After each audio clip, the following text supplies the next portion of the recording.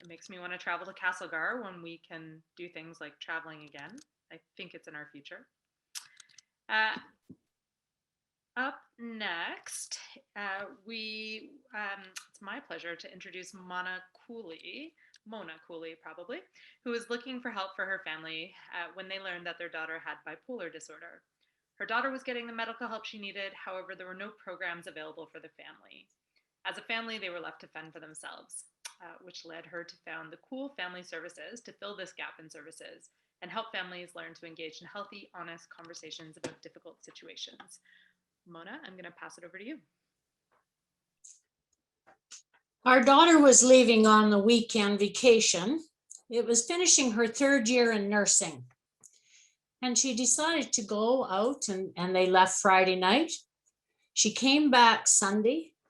And by the end of the week, she had the cure for AIDS. And she was going to be an Olympic skater and could predict the future. She had a closer relationship with God. And she was dancing and singing fervently throughout the evening in her room. She was also very frustrated with the family when we didn't connect with all her ideas of what she thought she could do and didn't support her. And she thought, I'm going to escape. So she bolted out of the door of the house. My son, our 2 daughters, ran after her and hauled her down onto the ground in the front yard. And then we took her to the hospital. She relinquished. But while we were taking her to the Foothills Hospital, she laughed all the way. This is God's plan for me. I'm to be inside the hospital. I can fix all the problems.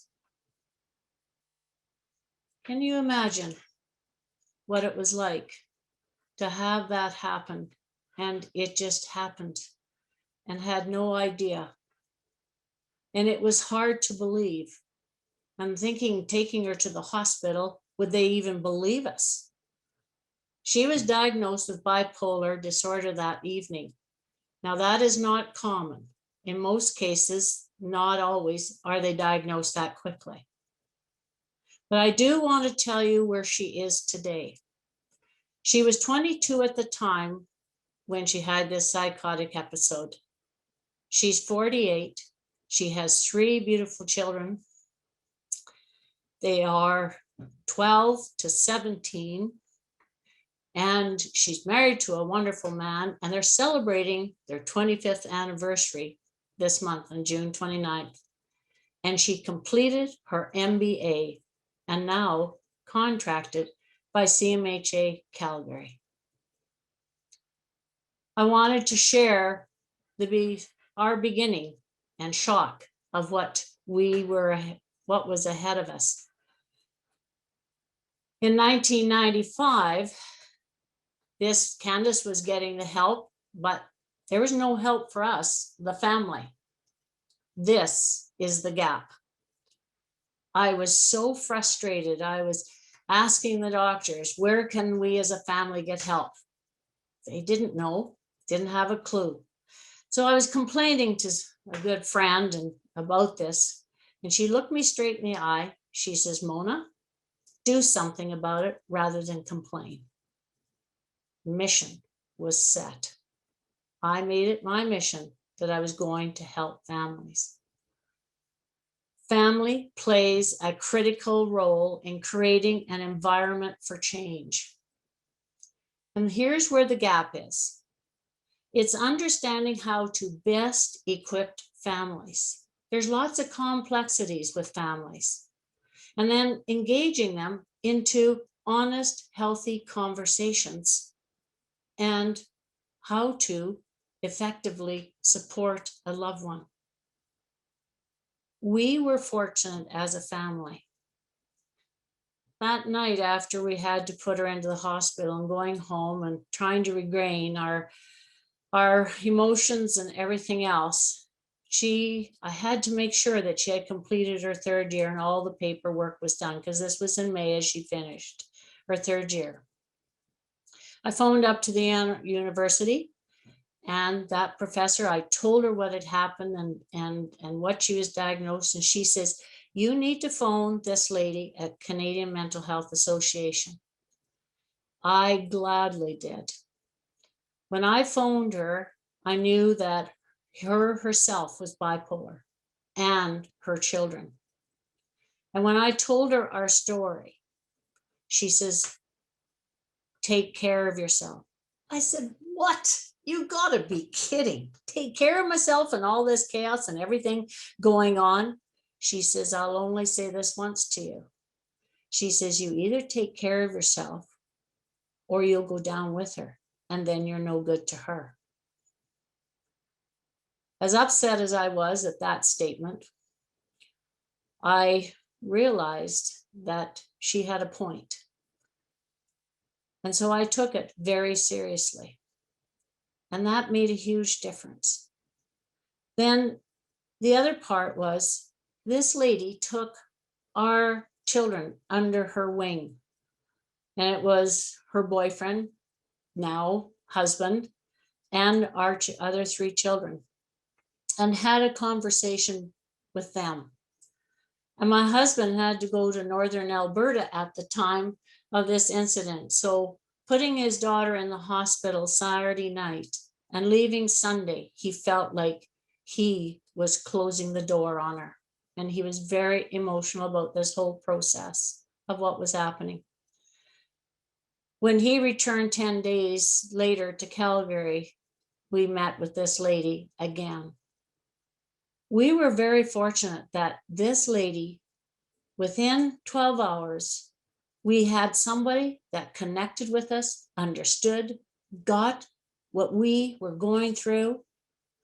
It made a huge impact on our family. Even though our family was floundering and could be overwhelmed at times, and you wondered, what's the future of our loved one's future? Is it in jeopardy? We were left to figure out, for the most part, all the challenges that we were faced with and how to help our loved one. It was sinking like a Titanic, leaving the loved one feeling alone in the ocean, trying to stay afloat. As one quote that I had from an individual from Harmonized Health, another organization that I'm part of, operations team member said, the least healthy member of the family is driving the family bus. And when they do well, the family does well. And when they don't do well, they will take the family down the rabbit holes with them, which is very true. And that's exactly what this lady was saying. If I hadn't taken care of myself, I couldn't be much help to her. Family plays a critical role in creating an environment of change. You remember that lady that told me I better do something about it instead of complaining? Well, I have. And this is where philanthropy, the part that I can play, is closing the gap for families, bit by bit. I focused on making a difference for families. And this was after a time of us getting ourselves in a better place of working through some of our own challenges. But this has been and will be my purpose from this point, from 1995 and onward. Here's one of we shared lived experiences. So we lived through that trial and error. We got through it. And the CMHA staff, I went to them and said, we need a family program. But they asked me first, how was it that I was progressing? Our family was making strides. Well, there's one thing this mother had to learn, was to listen. Yeah, I was a heck of a good fixer and trying to control the situation, but it definitely wasn't working. When my daughter said to me one day, "Mom, you don't listen, and by the way, quit telling me what to do and help me problem solve," I stopped. I thought I was listening. No, I was busy. Every time she had a challenge, I was busy telling her how to fix it. And that isn't what she wanted. She just wanted to be heard and understood. Now, the other side of the coin is she was blaming me every day for the problem that she was dealing with her bipolar. And for the first 10 days, I was tiptoeing. I didn't know what to do. I didn't know how to go about things. All of that was very challenging. But I decided one day, after I went home after being blamed again, I cried. I had my pity party. I did all of that and decided I'm not going to listen to this anymore. So I decided what I would do if when I went up the next day, she would start. And she did start to blame me. And I said, "Stop. No more blaming. Neither you or me, because it's not going to pull us forward to where we need to be. And if you decide that you want to blame me today, I'm going to go home and I'll come back tomorrow." Now, you may all feel that's pretty strong, but it was that boundary. As much as it was hard to say, it was what was needed, because blaming does not solve anything. And then, and through that, we respected. I started listening, shut my mouth and listened, and started to reflect back what I heard and understood. Then asked her, there was 2 questions I asked her. What is working that what we're doing? And she appreciated that we were listening now. And then she would tell us what we were doing wrong. And that was, she was sick and tired of being told what to do. She just needed to vent and have those expressions done. These were the honest conversations that were happening. Our daughter, as well as myself, have done public speaking, telling our story. And I remember CMHA asking me if I would speak publicly when we were barely just getting through our stuff and we were progressing, and they were launching a cookbook. And I decided, yes, I wanted to help. If our story can help anyone, I wanted to do it. And then I volunteered for CMHA, and any family that came in, they would put them over to me to have a chat with.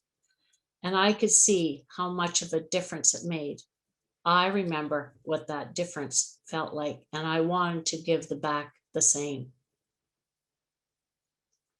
In 1996, I was leading the peer support groups at CMHA for the families, and I was there for most of 20 years.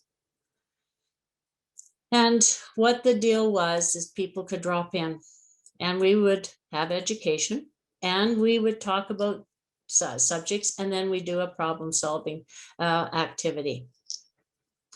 And the rule that I had was, we can all complain about the system, but I said, yeah, you got 2 minutes to complain and then you got to go to work, because complaining about it didn't work for me. It was about what I was going to do different and figure out what we were going to do different as a family. But this one night they came in, and there was 15 of them that came in, and they were all saying the same thing that was a challenge for them. And I stopped the meeting and I said, write down the issue you have of where you're not feeling heard and understood, and I will do something with it. At the time when I said it, I didn't know for sure what I would do with it, but then it struck me. There was another incident showed up, and I decided enough is enough. I phoned up to the Alberta Advocate Mental Health Advocacy, and I asked the person there, I needed to speak to somebody, and I would only take 15 minutes of their time.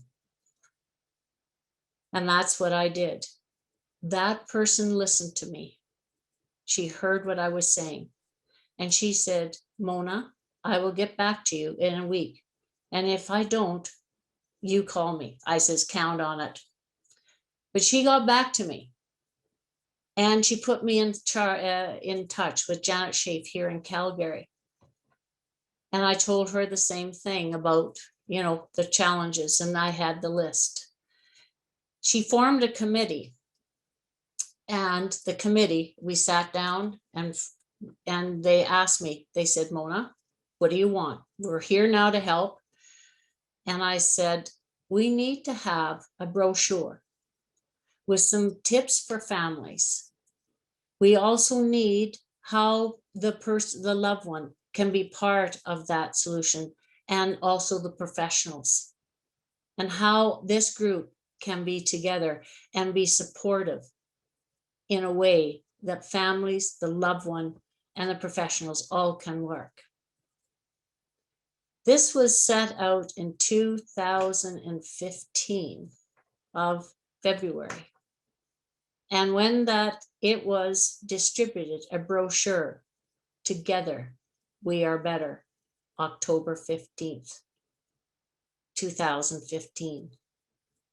Again, I was listened, and somebody listened and heard me and paid attention to it. That makes a huge difference when you're feeling heard and understood. And this is what families are struggling with. Now, I've gone on further from there. As I mentioned, I have a company, Cool Family Solutions. When I was doing my sessions outside of CMHA, at this time, CMHA were moving forward in different ways, and I was going in another direction, but we still have that good relationship. I decided that there was something more that needed to be done. And I decided to develop a 10-week program.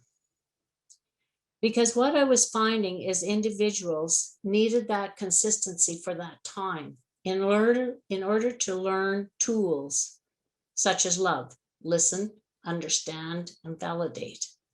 And it's a process. We just don't take a tool and think we're practicing. It's a process. And there need to be a process of time. Now, through all of this, there was one gal that came to the peer support when I was at CMHA. And she was a mom, and her daughter was 14.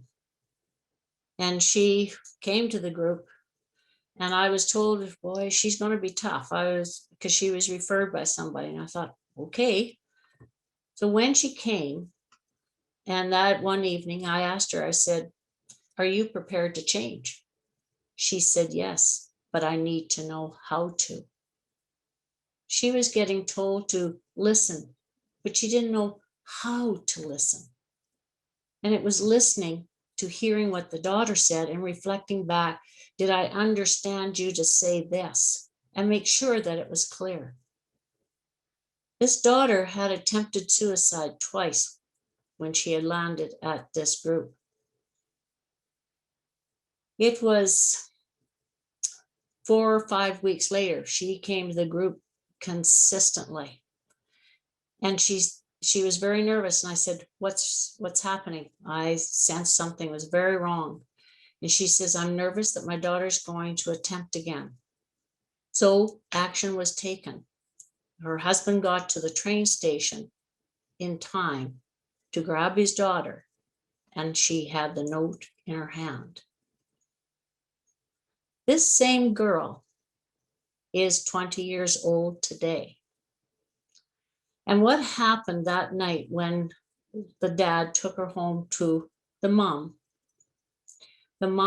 had learned ways in order to have those conversations of how she felt if she had done this, and be lost and hurt and everything. And the daughter says, really? I just thought you'd be better without me. She said, absolutely not.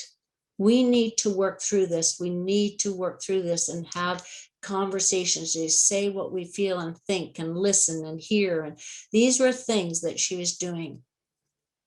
That was the beginning of change.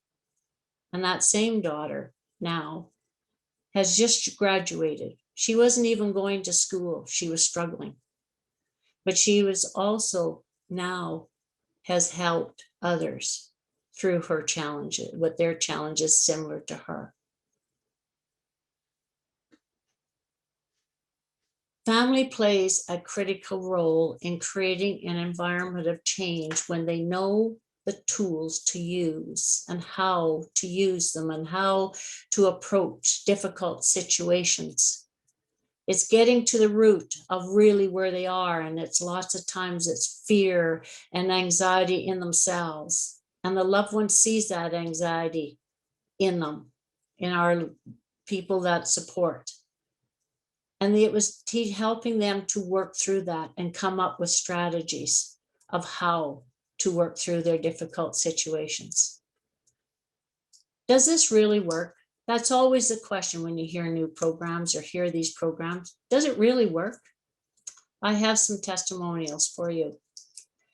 Because of this 10 weeks, I had another organization, Thumbs Up Foundation in Airdrie, who came to a session when I was opening the doors to my company.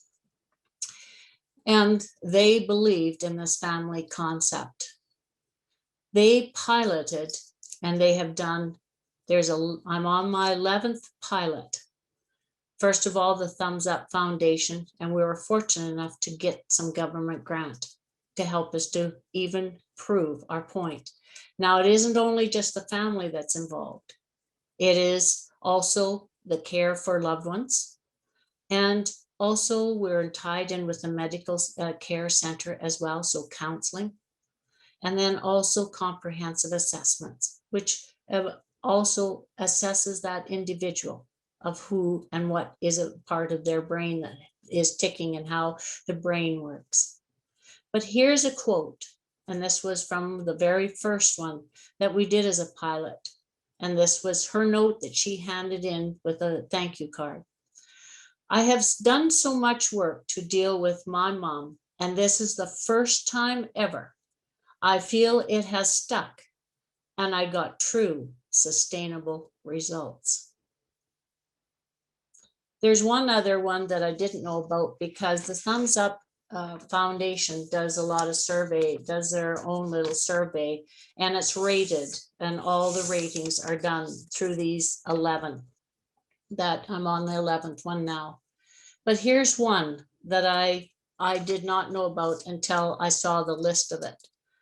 And it said, this is the only program that has worked or been helpful from our family. We have been through private psychology and other resources, all of which were not helpful. It works and it's helping.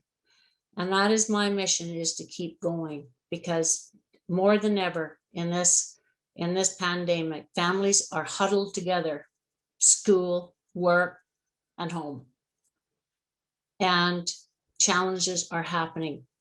But boy, if they have the tools, it makes a huge impact. So it's about families does play a critical role in creating an environment of change. All of you today can make that difference. And there's one tip I'll leave you right now is love, L-U-V. Listen, understand. Just reflect back what you heard to see if you've understood them. And validate your loved one, the things that they're doing right. That's one thing my daughter was always needing, was that confidence builder, that there was something right. And I'm grateful for our journey, because we are trying hard to keep making that difference happen for families. Back to you, Dara.